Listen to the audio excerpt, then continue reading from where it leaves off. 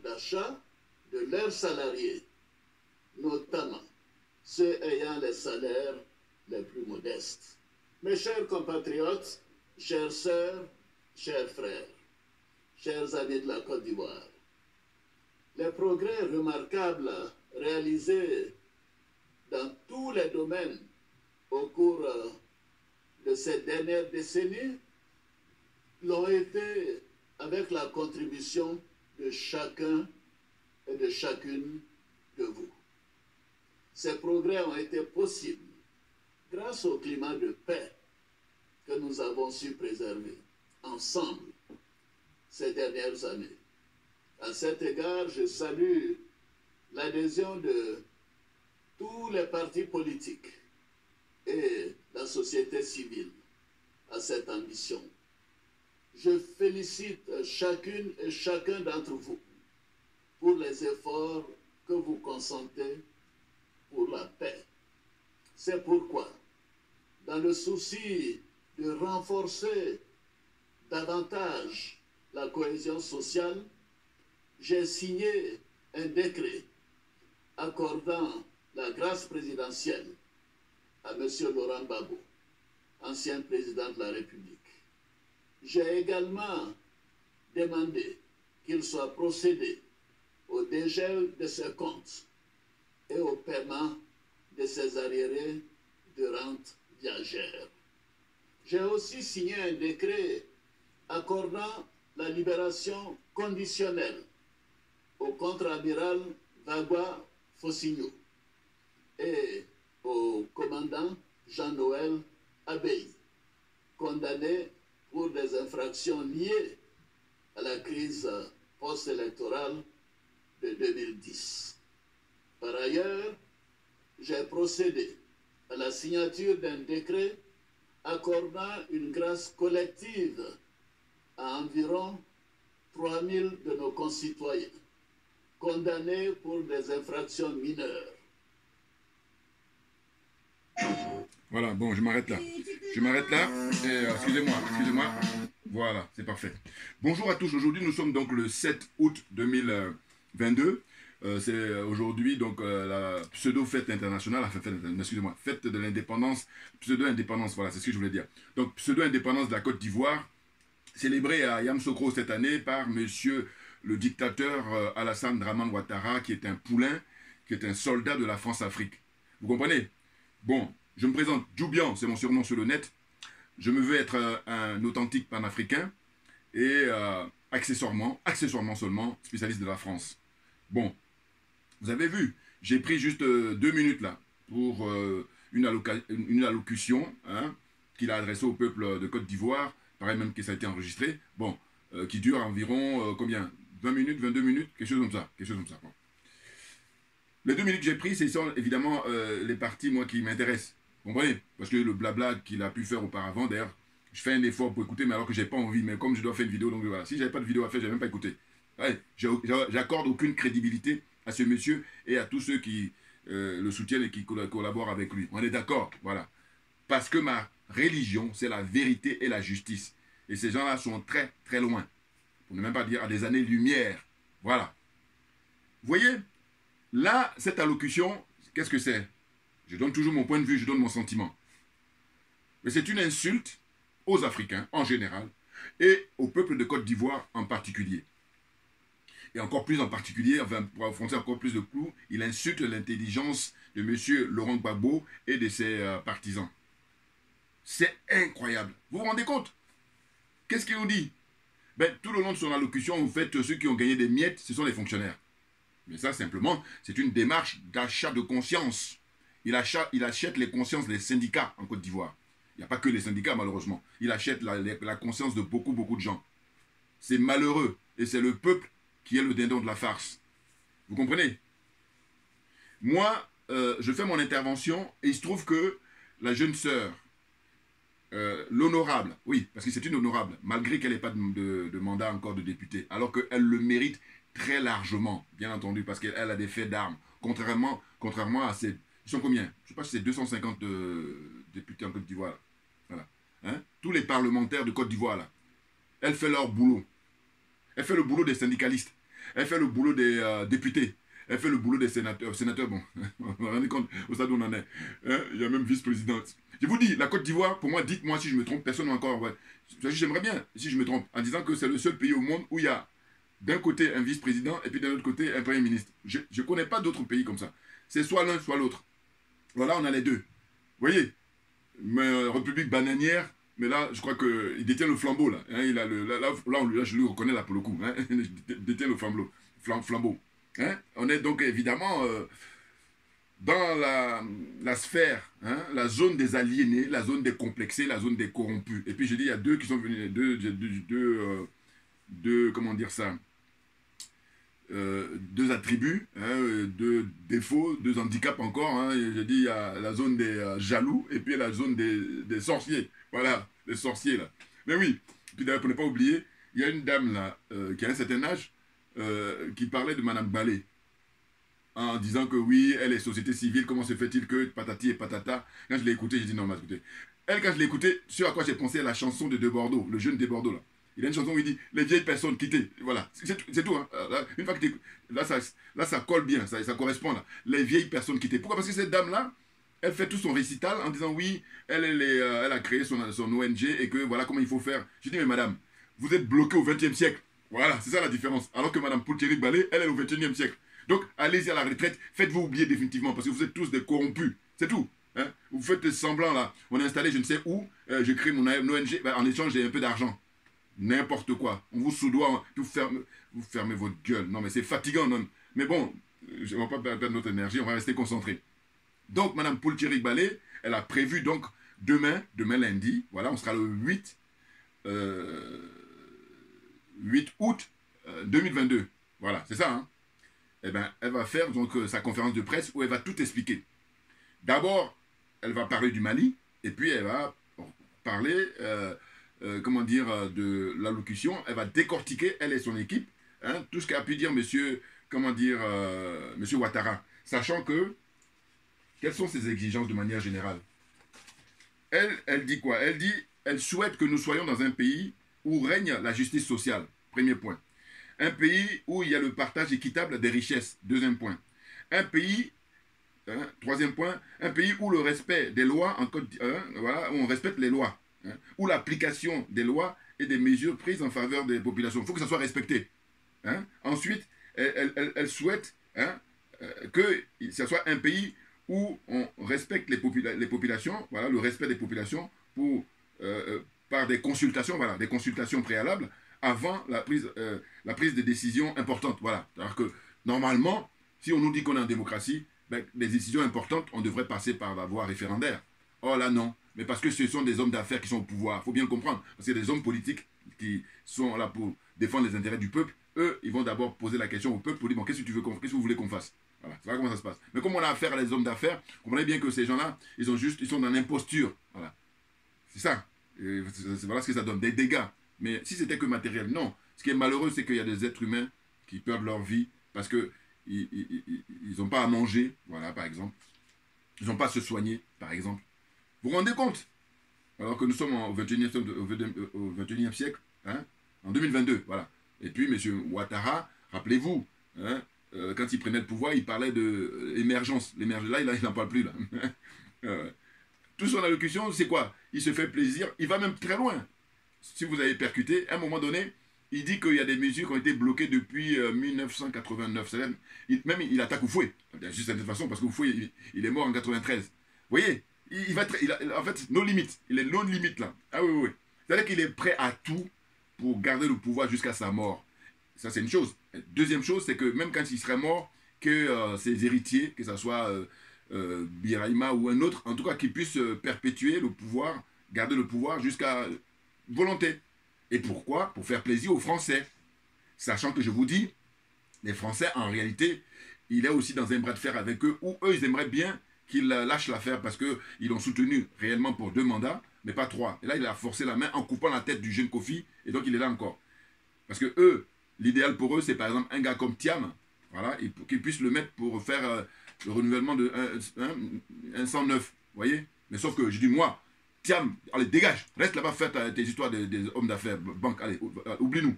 Hein? Et que ceux qui doivent venir là, l'après Ouattara, ça doit être des gens qui sont là pour dire qu'ils sont contre la France-Afrique. Voilà. Ils sont contre l'impérialisme. Voilà. Ils sont contre le colonialisme. Voilà. Hein? Un peu à l'instar du jeune frère Ousmane Sonko au Sénégal. Voilà. Là, ça a de la gueule. Là, ça tient la route.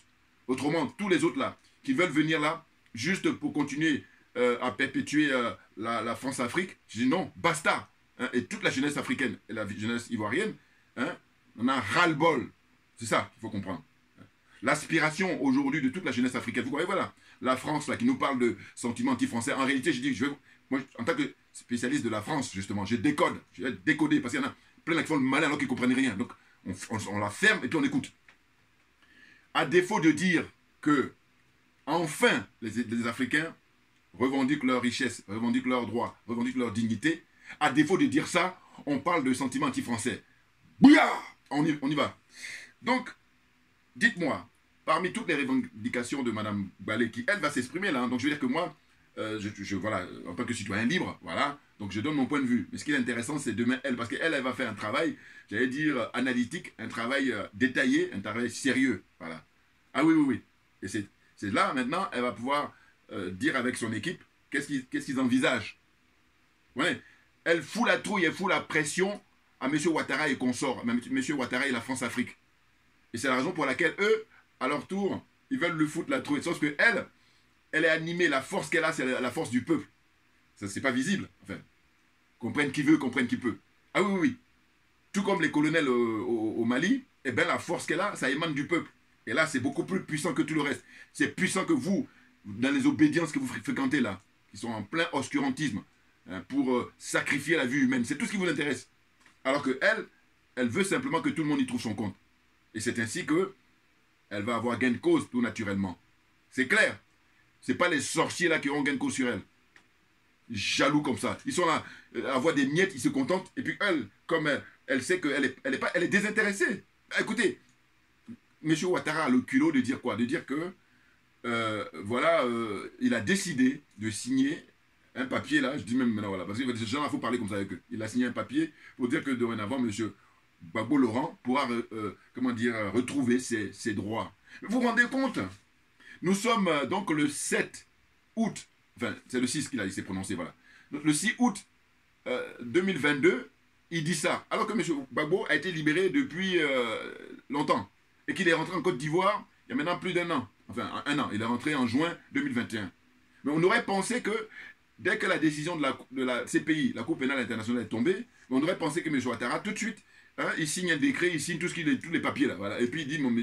Gbagbo, compte tenu de la décision qui était rendue par la Cour pénale internationale, qui dit que voilà, vous êtes acquitté, eh bien, vous retrouvez vos droits.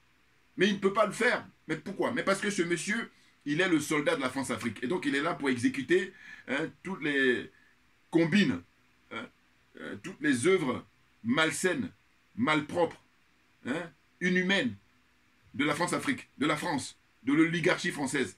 Et même lui, il va plus loin que eux. Parce que eux, quand ils vont lui dire, monsieur Ouattara, emmenez-nous 2 bouteilles d'eau. Lui dit non, je vais vous emmener tous les puits du village, ou je vais vous emmener tous les trucs du pays là.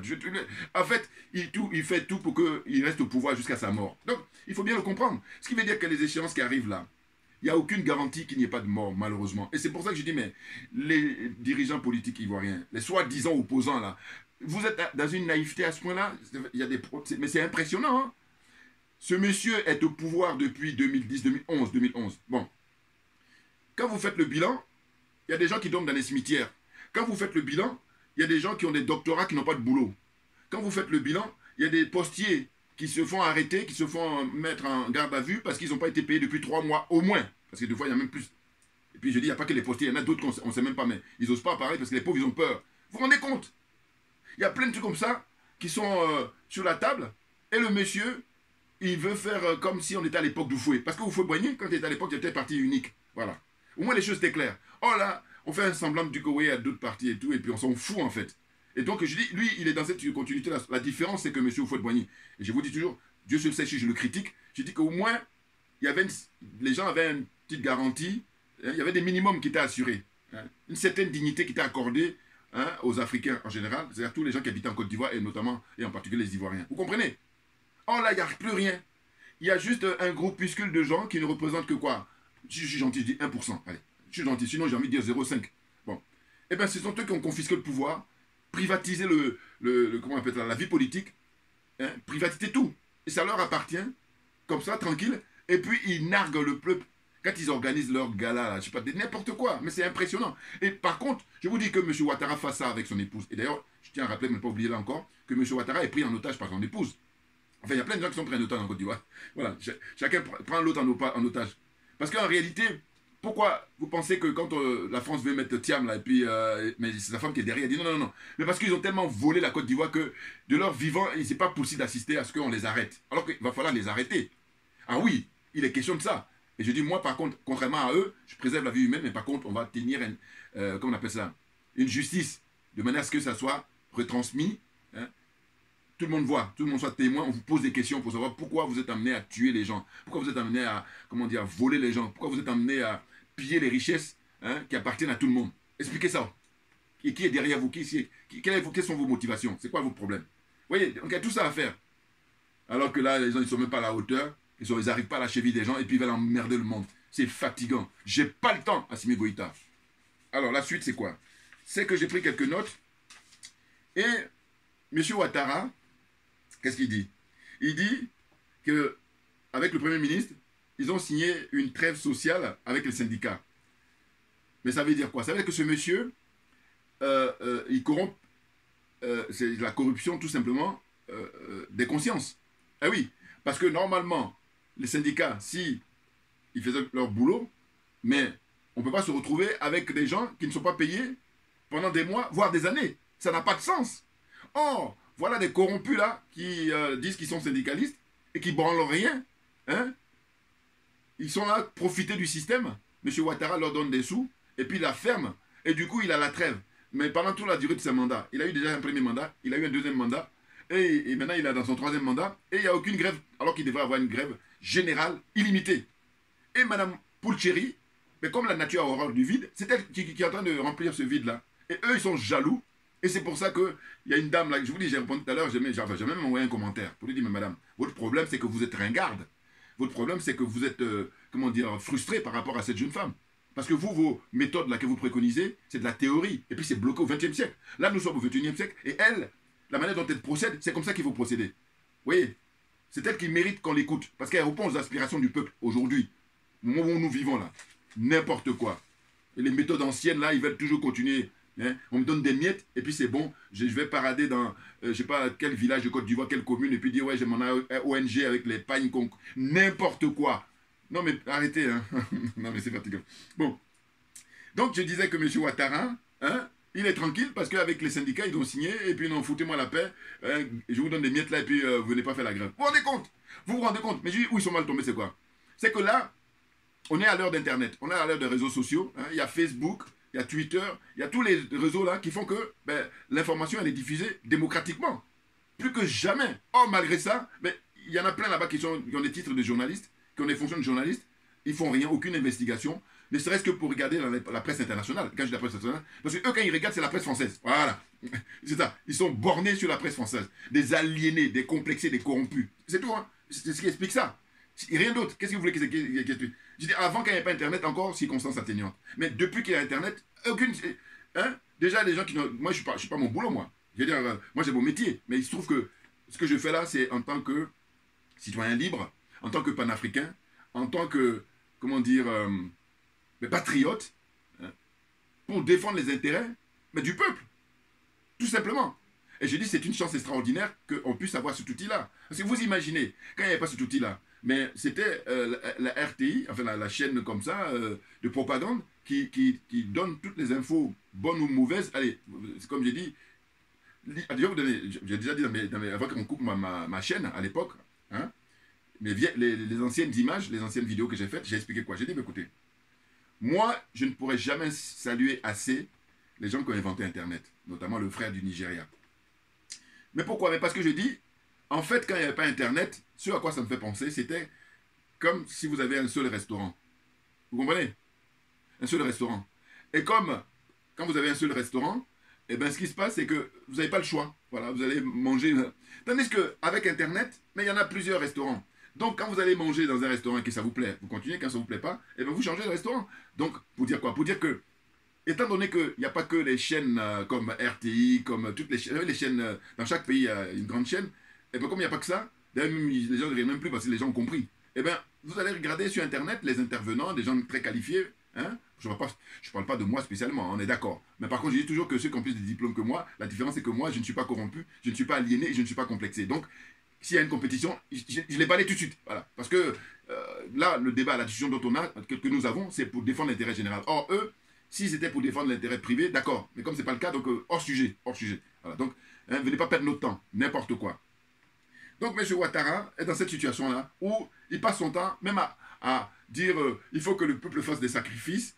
Mais quel sacrifice le peuple n'a pas fait depuis que tu es au pouvoir, monsieur? Depuis que vous êtes au pouvoir, quel sacrifice le peuple n'a pas consenti? En revanche, la question qu'on va poser maintenant aujourd'hui, là, en août 2022, c'est de vous, qu'est-ce que vous avez consenti comme sacrifice pour le peuple? Voilà, une question essentielle. Ah ben oui, parce que quand vous voyez là, son intervention qui dure plus de 20 minutes, je vous dis, il passe son temps à dire qu'il faut que le peuple fasse des sacrifices, mais même ne serait-ce qu'au niveau des prix. Mais qu'est-ce qu'il va faire encore? Il a déjà fait assez. Enfin bon, mais c'est impressionnant. Hein? Vous voyez? Et c'est ce qui me plaît, moi. C'est quand je dis ça me plaît, c'est dans ce que j'ai dit, mais ces gens-là, ils volent l'argent du peuple, c'est pour ça. Mais sinon, si on dit, on fait un concours comme ça, on dit, voilà, on a les mêmes fonds. On te donne 10 000, on me donne 10 000. On te donne 5 000, on me donne 5 000. En fait, les mêmes montants. Et puis maintenant, on va échanger. Évidemment, il n'y a pas photo. Vous êtes d'accord? Mais oui. Oh, il y en a d'autres, là. Ils sont dans le diabolisme, dans la sorcellerie qui fait que ils disent tu n'as rien du tout, et puis moi j'ai tout, et puis maintenant je te regarde et puis je me moque de toi. Voilà ce qu'il y a. Non, non. Enfin, bon. Analyse hein, de l'être humain et puis de tous ces gens-là, des nazes comme ça, perdre le temps des gens. Ensuite, il dit quoi dans son intervention? Il a parlé de plein de trucs, hein, mais en tout cas plein de trucs, pas tant que ça. Il s'est fait plaisir. Voilà. Hein? Je vous dis, si ce n'est pas pour faire la vidéo, je n'avais pas regardé, parce que ça ne m'intéresse pas. Vous savez, ce monsieur est dans l'imposture totale. Lui d'ailleurs, qui, soi-disant, est président de la République, mais c'était lui qui était le premier, qui est le garant de la Constitution, comme on dit, le garant des lois. Mais il les viole en permanence. Toutes les dispositions du Code de la Constitution sont violées. Donc à partir de là, vous comprenez bien les conséquences. Hein, aussi bien dans les tribunaux, partout, dans la vie de tous les jours. Ces hommes, ce sont des êtres... Enfin, ces gens ne sont pas des êtres humains. Ils ont juste l'apparence. Comprennent qui veut, comprennent qui peut. Et la suite, donc, il dit quoi? Il dit, en parlant maintenant voilà, des 49 zozos là qu'il a emmenés au Mali, hein, les mercenaires là qu'il a emmenés au Mali. Au début, il faisait le malin en disant, oui, je demande leur libération immédiate. Mais il a... C'est comme on dit au pays, tu as trouvé ton mari. Enfin, il a trouvé des hommes, voilà, des vrais, hein, qui ont les couilles, des vrais, hein, des authentiques. Ils sont au Mali. Hein. Son excellence, hein, l'imperturbable Assimi Goïta, avec le premier ministre Choguel Maïga et les autres colonels. Voilà, ça c'est des hommes qui ont les couilles et pour eux, voilà, ils sont des bons élèves de Vladimir Poutine. Voilà, moi je le dis, ça vient de moi. Voilà, il y en a d'autres qui pensent ce qu'ils veulent, mais voilà. Ah oui, les couilles, ça rigole pas. Hein. Donc il dit, viens les chercher. Viens les chercher. Maintenant, tu fais que de la parlotte. La branlette. Qu'est-ce qu'il dit? Donc, il dit, ce sont plus de 850 soldats ivoiriens engagés au Mali pour restaurer la paix hein, et qui risquent leur vie depuis 2013. Mais qu'est-ce qu'ils branlent là-bas? Qui rentrent en Côte d'Ivoire? Ça, déjà, c'est beaucoup d'argent qui sont dépensés. Voilà, premier point. Ah oui, parce que les Maliens, j'aime beaucoup ce qu'ils disent très souvent, les dirigeants maliens. Ils disent, mais vous ne pouvez pas aimer le peuple malien ou le Mali que nous-mêmes. On est d'accord? Ça n'a pas de sens. C'est insulter l'intelligence d'autrui. Hein? Donc, comme on a compris ça, donc arrêtez. Allez faire autre chose. Mais comme ils sont mauvais perdants, hein, on les a pris la main dans le sac, on a pris M. Ouattara la main dans le sac, et tous ceux qui l'ont envoyé, ils se sont... Comment, ils ont dit non, ce qu'il a fait là, on n'est pas dedans. Hein? L'ONU, hein, c'est-à-dire, comment dire, les États-Unis, voilà, d'abord, et puis la France aussi. Maintenant, ils essaient de faire trop de pédalage parce que c'est trop lourd, quoi, au sens où... voilà, mais c'est dingue, hein. On est à l'heure d'Internet, on est à l'heure des réseaux sociaux. Comment se fait-il qu'il y a des frères et sœurs qui continuent à soutenir M. Ouattara? Comment ça se fait? Bon, ceux qui touchent le pactole, je peux comprendre, parce que ceci explique cela. Mais le pire, c'est que la plupart ne touchent rien. Mais c'est juste comme ça. Quand je dis touche rien, c'est des miettes. Parce que les multinationales françaises, ou les multinationales des pays européens et occidentaux, là, mais ils touchent les pactoles, eux, par contre, voilà. Ils touchent des milliards, alors que vous êtes là, hein, vous n'arrivez même pas à joindre les deux bouts, à payer vos factures. Et simplement, vous êtes aliéné, mais je dis, allez-y où vous voulez. Dans le cosmos, dans tout ce que vous voulez, là, spécial dédicace. Ce sont des aliénés, ce sont des complexés, des corrompus. J'ai dit qui dit mieux? Qui dit mieux? Voilà, c'est tout. Et puis, j'ai dit chacun de nous, la nature nous a doté d'une énergie qui nous est propre. Et cette énergie-là, je l'appelle le génie. Donc tout le monde a du génie. Il n'y a pas quelqu'un sur Terre qui n'a pas de génie. Évidemment, c'est dans différents domaines. Voilà. C'est ça qu'il faut comprendre. Là, je le dis encore à nouveau parce que ça fait longtemps que je ne l'avais pas dit. Donc, les 850 soldats là, moi, je le dis ouvertement, qui rentrent en Côte d'Ivoire. Parce que c'est de l'argent qui est gaspillé. Mais bien entendu, attendez. Et d'ailleurs, cet argent-là, on aurait pu le prendre pour payer les postiers, par exemple. Pour faire de manière à ce qu'il n'y ait pas des gens qui dorment dans les cimetières. Pour faire de manière à ce qu'il y ait des gens, quand on casse leur maison, on détruit leur maison, mais ils aient une compensation, qu'on les reloge. Et d'ailleurs, pour ne pas oublier, parce que j'allais oublier là, je n'ai pas noté. Mais par contre, j'ai pensé à quoi? J'ai dit, mais au temps d'Houphouët-Boigny, il avait construit des logements sociaux. Si je me souviens, il y avait des trucs comme Sikoji, qui permettaient de loger des gens avec un loyer qui est supportable par rapport au salaire qu'on touche. Mais dites-moi, M. Ouattara, depuis qu'il est au pouvoir, quelle est la démarche qu'il a fait dans ce sens-là? Qu'est-ce qu'il a construit à l'image de ce qu'a pu faire Houphouët-Boigny? C'est-à-dire au niveau de l'immobilier, c'est-à-dire construire des logements sociaux. Qu'est-ce qu'il a fait? Dites-moi, là aussi pareil, envoyez-moi des commentaires. Tous les trollers là, les trollers spécial dédicace, eux, je vous demande simplement de partager mes vidéos. C'est tout. Alors, donc la suite, c'est quoi? Les 49 zozos, là, qui ont été arrêtés depuis le 10 juillet, voilà. Donc, 10 juillet, aujourd'hui, nous sommes le 7 août. Donc, ça va faire un mois bientôt, dans quelques heures, là, quelques jours, voilà. Un mois, ils sont là, tranquilles. Et ils vont être jugés, par contre, ils vont subir, j'aime bien l'expression, la rigueur, pour ne même pas dire les rigueurs de la justice malienne. C'est très important. Parce que je dis, si la Côte d'Ivoire n'est pas un pays de droit, c'est leur problème. Par contre, le Mali est un pays de droit. Le Mali est un pays indépendant et en voie d'arracher son indépendance, d'arracher sa souveraineté. Ils sont en chemin là. C'est pour ça, regardez ma carte là. J'ai mis point d'interrogation. Puis il y a un frère qui m'a dit, ouais, il faut mettre aussi pour, comment il s'appelle, République centrafricaine. C'est vrai, bien entendu. Et je vous dis, dès lors qu'ils vont, comment dire, frapper leur propre monnaie, et quand le Mali va voir sa propre monnaie, là, je fais une spéciale dédicace, une vidéo spéciale là-dessus. On attend ça avec impatience. Et puis là, maintenant, je vais effacer. Naturellement, le Mali sortira de cette zone-là. Voilà. Pour l'instant, ils sont en route, mais ils sont très très loin. Parce que si vous regardez au niveau des compétitions de la course, là, rappelez-vous les Carl Lewis ou bien Ben Johnson, tous ces gens-là, eh bien, quand les mecs qui tracent, ceux qui ne sont pas du tout compétitifs, ils sont très loin. Hein. Voilà. Donc le Mali est un peu dans cette démarche-là. Ils sont très loin, très très loin. Donc, qu'est-ce qu'il nous dit? Il dit que les 49 soldats sont en mission officielle de soutien pour la paix au Mali. Donc il dit qu'ils sont détenus injustement. Mais c'est fou, hein? Là, encore pareil, on a les images où les autorités maliennes, ils sont tellement classe, ils sont tellement intelligents, ils sont tellement brillants, ils sont honnêtes, c'est ça. Et puis ils ont la force qui émane du peuple. Et bien, dès qu'ils ont arrêté les 49 mercenaires, là, ils ont demandé aux autorités ivoiriennes, que ce soit le ministre de la Défense, que ce soit le chef d'état-major, que ce soit le Premier ministre, et tout ça, même le M. Ouattara, son cabinet, tout le monde l'a demandé, a dit, mais qu'est-ce qu'ils foutent là? La première réaction qu'ils ont eue, ils ont dit, ah ben, ce sont des Ivoiriens, certes, parce qu'on a vu des passeports sur eux, mais par contre, on ne sait pas pourquoi ils sont là-bas. Et le porte-parole, M. Abdoulaye, j'oublie le prénom, le frère, mais bon, voilà, parce que comme ça, je suis pris, mais le porte-parole du gouvernement, voilà, hein, le jeune frère, vraiment, qui me fait, moi, il me plaît parce qu'il répète, voilà, il peut répéter au moins 3 fois pour que ceux qui, les oreilles bouchées là, s'ils confondent, qu'on venait pas au bout des 3 fois, là, il y a un problème, voilà. Donc, il répète à chaque fois des trucs importants. Donc, voilà, je répète, j'adore. Bon, donc, il a dit que tout a été mis en œuvre pour demander aux autorités ivoiriennes de répondre. Les 49, là, ils sont venus pour quoi faire? Ils ne sont pas venus pour un anniversaire, ils ne sont pas venus pour un mariage, ils ne sont pas venus avec des fleurs, ils sont venus avec des armes lourdes pour tuer le peuple malien. Puisqu'ils sont arrivés dans 2 aéronefs, rappelez-vous. Un aéronef déjà qui arrive blindé d'armes, un arme lourde, et puis eux maintenant, tranquilles, ils arrivent. Sauf que comme ils ont en face d'eux des professionnels, voilà, ils ont dit, bon allez, montrez-nous vos papiers, vous êtes là pour quelle mission? C'est quoi? Et là, ils sont dans les affaires. M. Ouattara et M. Macky Sall, ils ont une société qu'ils ont créée là, qui est là-bas. Tout ça a été démantelé là, hein, à partir de... Mais non, mais... je dis maintenant, les opposants ivoiriens là, aidez les colonels, aidez les dirigeants actuels du Mali pour vous en débarrasser de M. Ouattara. Mais c'est pas possible.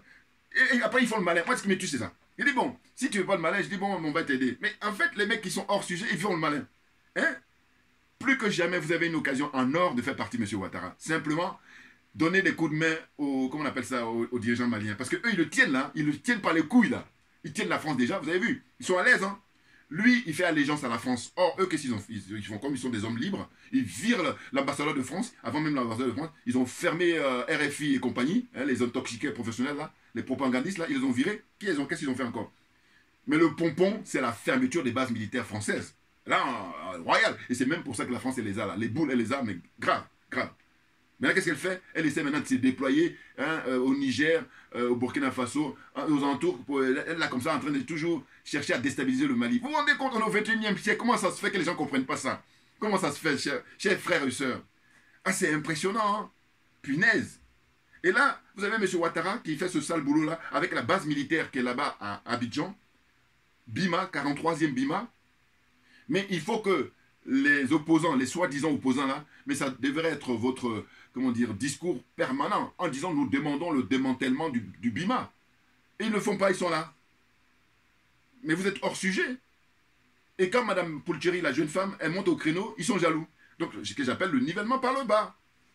Mais c'est la jalousie, c'est la sorcellerie. Ben, c'est rien d'autre. Attendez. Donc, la suite, c'est quoi? C'est que il explique toute ça. Bon, alors quand on est gentil, on veut parler de bon français, on va dire il fait ce que j'appelle la démagogie. Mais par contre, on peut employer d'autres langages beaucoup plus directs en disant ce monsieur est un voyou, est un gangster, est un criminel. Ben oui. Et parce que quand tu spolies les richesses du peuple, tu fais quoi?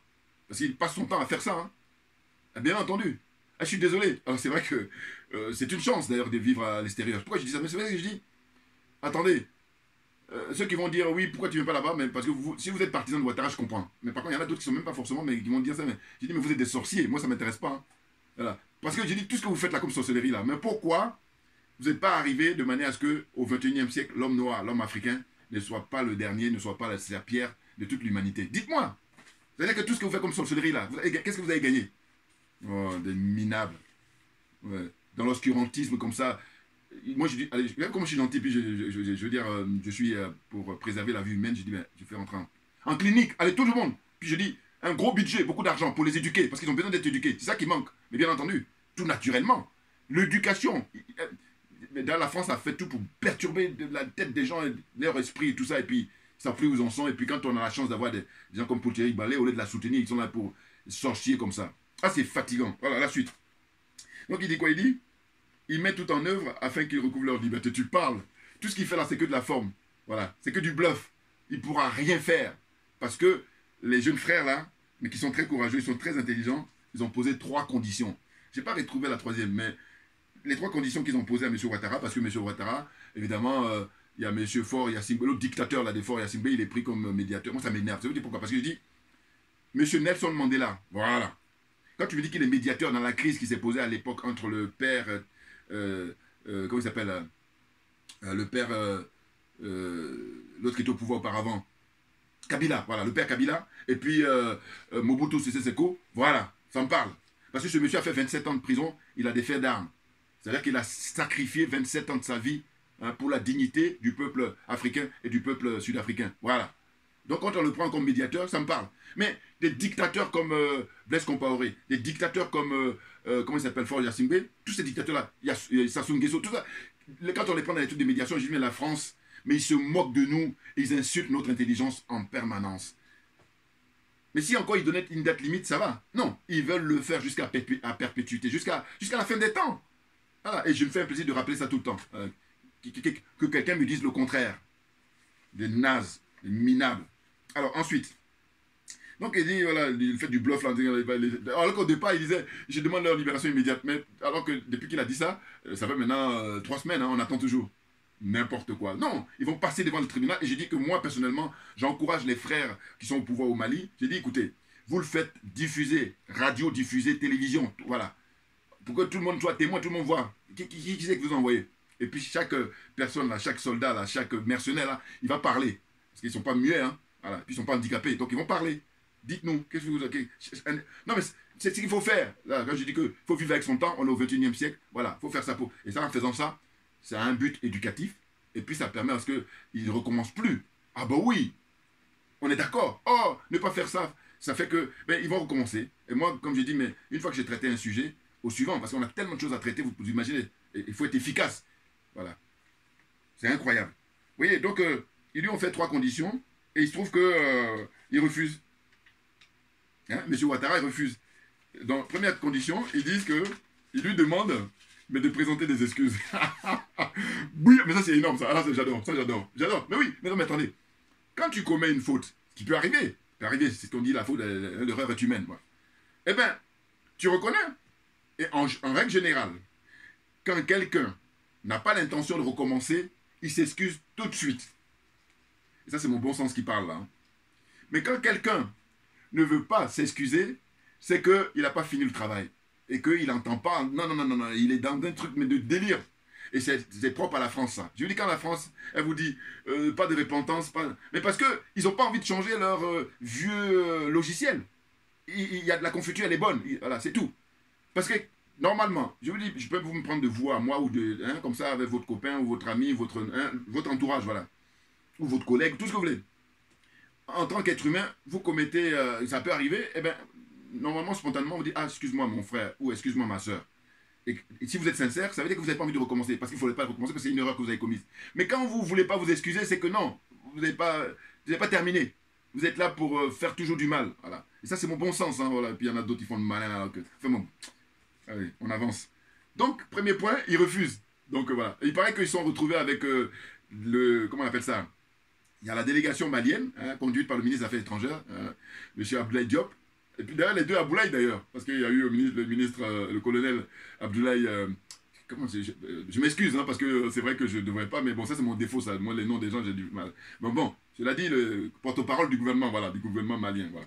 Et il y a lui, et puis le ministre des Affaires étrangères, et côté ivoirien, on a M. Birahima, là, le fils de M. Ouattara. Alors certains disent c'est son fils, certains disent c'est son frère. Moi je dis c'est son fils, voilà, parce qu'il est dans la lignée de ce qu'a pu faire au Faux-Boigny en mettant Konan Bédi à l'époque, voilà, il fait ça. Et puis comme a pu faire au Fort Yassingbe en mettant son fils, Yassingbe Yadema Mifor, et puis qui est encore Ouma Bongo Mifor, voilà. Ils sont dans les mêmes délires, voilà. Lui il est aussi. Mais sauf que lui il oublie qu'on est au XXIe siècle. Et ces pratiques-là, il faut les arrêter immédiatement. C'est ça qu'il faut comprendre. N'importe quoi. Et on est dans le mensonge en laissant entendre que c'est... on l'appelle, les Ivoiriens l'ont surnommé photocopie parce qu'il ressemble beaucoup à son père. Voilà. Est-ce que M. Ouattara, s'il veut nous démentir quoi que ce soit, il est prêt à ce qu'on fasse des tests ADN? Bouya! Voilà, entre lui et puis M. Birahima, là. Test ADN. On va savoir tout de suite, immédiatement. Voilà. Mais ça, c'est aussi grâce au progrès de la science. Oh là, non. Donc, faut arrêter. Je dis, je refuse qu'on insulte mon intelligence. Voilà, c'est ça. N'importe quoi, des nazes.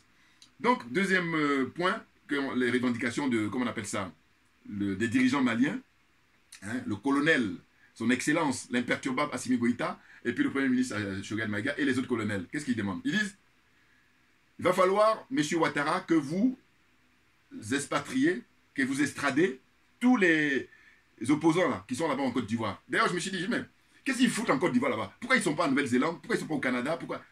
Parce que ça interpelle quand on réfléchit un peu. Mais ils sont en Côte d'Ivoire parce que c'est la Côte d'Ivoire qui est là pour déstabiliser toute la sous-région, pour ne pas dire toute l'Afrique, hein, pour faire le sale boulot pour la France. C'est tout simplement ça. Donc, les dirigeants maliens actuels, ils disent, bon, nous, si vous voulez qu'on libère les 49 là, sachant qu'ils vont être jugés, envoyez-nous les gens qui passent leur temps là, ancien Premier ministre, ancien ministre d'économie, tous ces gens-là, ils sont là-bas en Côte d'Ivoire, faites-les rentrer ici. Et M. Ouattara dit non. La scène, il paraît même que, quand ils ont fait la demande au départ, lors des rencontres là, avec Yassingbe là, eh bien, il y a photocopie, Birahima là, qui a dit pause. On fait une pause, et il allait demander à son père. Et il a dit non, fin de non-recevoir. Donc quand il revient là, il dit... Et c'est ainsi que la réunion, elle a été abrégée. Et il paraît même que c'était prévu initialement qu'il y ait un communiqué. Oh, il n'y a pas eu de communiqué. Mais pourquoi? Parce que ça a échoué. Voilà. Parce que les exigences des dirigeants maliens actuels, c'est du lourd, c'est du très lourd. Parce que c'est des gens sérieux, tout simplement. Ah bon oui. M. Ouattara n'est pas sérieux. M. Ouattara vit dans un anachronisme. C'est vrai qu'en fait, il méprise tellement le peuple africain en général, et le peuple ivoirien en particulier. Ça fait que, lui, la manière de faire, il croit que tout le monde est idiot. Voilà, c'est ce qu'il pense, hein, dans sa tête, là. Et puis tous ceux qui gouvernent avec lui. Incroyable. Donc la suite, j'oublie, je vous dis le troisième, vous allez retrouver, parce qu'il faut prendre le temps d'aller sur Internet, tout, parce que voilà, je voulais tellement répondre très vite, là, suite à l'allocution de ce monsieur, hein, qui méprise le peuple africain, et qui est là pour faire le sale boulot pour les Français. Il faut le rappeler constamment. Et j'ai dit que il a une chance, c'est que les soi-disant opposants là, ben, ils ne sont pas vraiment des opposants. Parce que si tel était le cas, M. Ouattara n'a il y a plus que jamais, il n'a jamais été aussi, comment dire, aussi fébrile, aussi fragile. Jamais. Depuis qu'il est au pouvoir, c'est une des très rares fois. Et mais donc, il faut en finir avec lui. En finir, c'est-à-dire que vous faites de manière à ce qu'il dégage. Et comme on veut préserver sa vie, parce qu'on aimerait bien le juger, eh ben on lui dit, bon voilà, mettez-le au chaud, et puis on va le juger. Parce que regardez le culot, et quand je parle d'insulter l'intelligence, mais le mot est faible. Si M. Gbagbo, si M. Charles Blé Goudé, la CPI dit qu'ils n'ont rien contre eux, enfin, en tout cas, ils sont, comment dire, épargnés au sens de acquittés, hein, puisque les charges qui pesaient sur eux, eh ben, les jugements qui ont duré pendant des années, vous vous rendez compte, pendant 10 ans pour M. Gbagbo, et puis Charles Blé Goudé, il a dû faire 5-6 ans, je crois. Bon. Eh bien, à partir du moment où la justice qui est créée par les colons, là, ben oui, tout s'explique. Mais je veux dire, bon, d'accord, comme on a un minimum de bon sens, on se dit quoi? On se dit, bon, il y a quelqu'un qui est responsable des plus de 30 000 morts en Côte d'Ivoire. Il y a quelqu'un qui est responsable. Mais qui est responsable? Ben, c'est la France et M. Ouattara. Ou c'est M. Ouattara et la France. Or, eux, ils sont tranquilles. Et puis là, ils donnent des petits points, ils se font plaisir. Parce que là, la mesure qu'il a prise hier, c'est repris par tous les médias français. À savoir que, voilà, M. Ouattara fait un geste d'apaisement. Voilà, quand je dis, ils insultent notre intelligence, mais on en a l'illustration en permanence. Voilà, là notamment. Ou là, par exemple, vous voyez. Mais attendez, ce monsieur, si on se veut honnête, lui maintenant, c'est son tour d'aller devant la CPI pour répondre des plus de 30 000 morts en Côte d'Ivoire, de la déstabilisation de ce pays, qui doit répondre. Oh là non. Donc, je ne comprends pas que des gens qui ont fait beaucoup d'études, bon, alors, on a dit des renavants, il ne faut pas que je dise qu'ils sont des intellectuels, c'est vrai, c'est vrai. Donc, les diplômés africains, là aussi j'en profite pour redire, parce que ça vient de moi, hein. Je dis que les diplômés africains font un usage caricatural de leur connaissance et de leur savoir. Bouya, on y va. On approche la fin, là. Je termine. Donc, je disais que ce sont les fonctionnaires qui ont eu des miettes, hein, de cette allocution, oui, des miettes, parce qu'il a passé son temps à dire, bon voilà, on va revaloriser, machin. Et il y a un truc que j'ai trouvé extraordinaire, c'est que là, il dit c'est à effet immédiat, pour leur faire plaisir aux pauvres fonctionnaires de Côte d'Ivoire. Hein, parce qu'il sait que c'est chaud pour lui. Maintenant, il y a un truc que j'ai trouvé étrange, c'est qu'en ce qui concerne la vie chère, il dit, voilà, je suis en concertation avec le Premier ministre et puis le secteur privé pour qu'on puisse revaloriser en fait le salaire minimum. Hein? Mais là, par contre, il n'y a pas de date qui a été fixée. Donc, c'est-à-dire qu'en fait, il se moque royalement, hein, de la majorité. Parce que, dites-moi, la Côte d'Ivoire, qui est un pays dont on nous dit il y a 30 millions d'habitants, quelle est la proportion, hein, de fonctionnaires, hein, tout secteur d'activité confondu, hein, que représente? Bon, c'est vrai que, bon, moi, personnellement, les fonctionnaires ne me dérangent pas. Hein. Non, je veux dire, moi, je suis pauvre.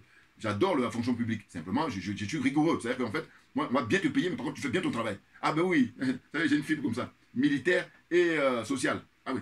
Par contre, ce n'est pas les dictateurs là qui sont... Ils ont l'apparence d'être humains, mais ce ne sont pas des êtres humains. Comprennent qui veut, comprennent qui peut. Donc, j'ai dit quoi? J'ai dit, M. Ouattara, j'ai dit qu'il aurait fallu qu'il dise, voilà, le SMIC, la date aussi est immédiate pour l'augmenter. Et là, ça va concerner beaucoup plus de gens. Et c'est là où on voit que quand je dis il se moque des gens et puis il insulte l'intelligence, c'est que quand vous regardez dans le budget de l'État ivoirien, d'abord, lui, le budget qui s'accorde pour la souveraineté de son palais, là, mais c'est des milliards. Des milliards, mais c'est démesuré. Et les spécialistes pourront mieux parler de ça que moi. Et donc, quand vous comparez, parce que moi j'adore les comparaisons. Ah oui, parce que mais écoutez, si vous êtes animé pour dire la vérité, mais il faut comparer. Tu vois qui est-ce qui est lésé, c'est-à-dire qui est-ce qui gagne, qu'est-ce qui perd. Hein, est-ce que tout le monde est dans l'équilibre? Voilà, il faut établir une comparaison. Donc je dis, dans le budget de la Côte d'Ivoire, qu'est-ce qu'on donne comme argent à la fonction publique? Qu'est-ce qu'on donne comme argent à l'éducation nationale, sachant que c'est mais dans tous les, vous voyez, les ministères là, par exemple. Et puis aussi, les autres secteurs d'activité dans le pays. Donc, on va comprendre que pour le SMIC, sans doute que c'est beaucoup plus important que les miettes qu'on donne aux fonctionnaires, les mini-augmentations. Ce qui m'a fait rire aussi, c'est quand il dit, il fait des augmentations, et puis il dit que voilà, depuis telle année, ça a été bloqué, c'est moi qui, grâce à moi. Et puis j'ai dit, il a été trop loin par Takoufoué, hein, parce que la date il dit c'était en 1989 que c'était bloqué. Mais j'ai dit, mais vous êtes encore vivant, donc il s'est permis d'attaquer Oufoué. Bon, donc bon, ça c'est leur problème. Donc. Les Oufouettistes, c'est lui et tout ça. Bon. Donc, cette allocution, j'ai dit, qu'est-ce qu'il en est des postiers? Voilà, c'est ça. Ceux qui travaillent sans salaire, voilà c'est ça. Des mois, voire des années, voilà. En Côte d'Ivoire, hein, il se trouve qu'il y a des gens mais qui travaillent pendant des mois, voire des années, et qui ne sont pas payés. Le privé, certainement, clairement, malheureusement, mais le public aussi. Et c'est là où le bas blesse. Parce qu'au fond, tout le tralala, tout le baratin de M. Ouattara, tu dis, bah, écoutez, il y a des minimums à assurer, monsieur, c'est que déjà, tout travail mérite salaire. Donc, la priorité de votre intervention d'hier, ça allait consister à dire, bon voilà, il y a des jeunes citoyens qui ont des doctorats, allez, du boulot. Ils vont avoir du boulot, et du bon boulot, à la hauteur de leur niveau, leur qualification. Et puis, tous les postiers là, qui ne sont pas payés, ils vont être payés en plus avec un effet rétroactif. C'est-à-dire que on va même mettre des primes pour s'excuser du fait qu'ils n'ont pas été payés. Bon, la liste est longue, hein, vous savez. C'est pour ça que je dis que ces gens-là, ils font le malin, mais en réalité, moi, quand je le vois comme ça dans les Guillaume Soro, mais moi, je peux occuper la fonction et être brillant même là-dessus. Dieu seul sait. Dieu seul sait. Soyez honnête, soyez pas sorciers. Voilà, pour reconnaître. C'est ça, mais le problème, c'est que voilà. Je dis, mais le sorcellerie, là, ça vous a amené où? On est dernier. Donc, c'est ça qu'il faut réfléchir maintenant au XXIe siècle. Il va falloir le faire autrement. Mais oui, parce que si, au moins, ça nous permettait d'être numéro 1 au monde, là, on dit, ah, on va vous suivre. Mais non, non, nini. Hein? C'est l'obscurantisme total. Hein? C'est incroyable. Donc voilà, j'en termine aujourd'hui pour dire que voilà, M. Ouattara, je crois qu'il reste au pouvoir parce que M. Gbagbo veut bien, parce que M. Konan Bédié veut bien.